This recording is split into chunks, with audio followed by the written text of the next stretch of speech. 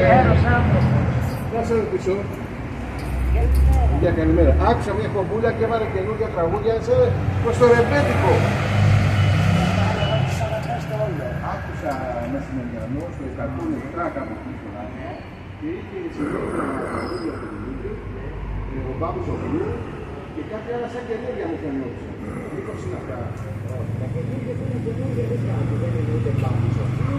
Αυτά και πρίξει τα ρεπετό παιδί. Ναι, τα πειράζει, τα πειράζει. Άντε, γεια.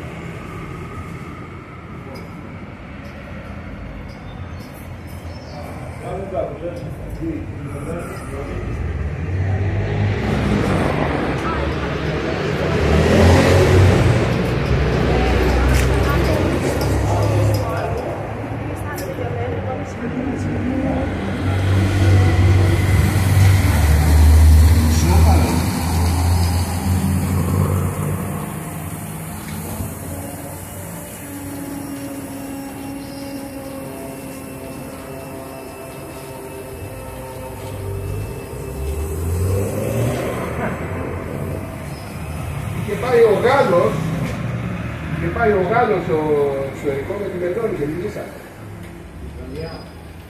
Όχι, στην Ιταλία. Γι' αυτό το λόγο πήγανε.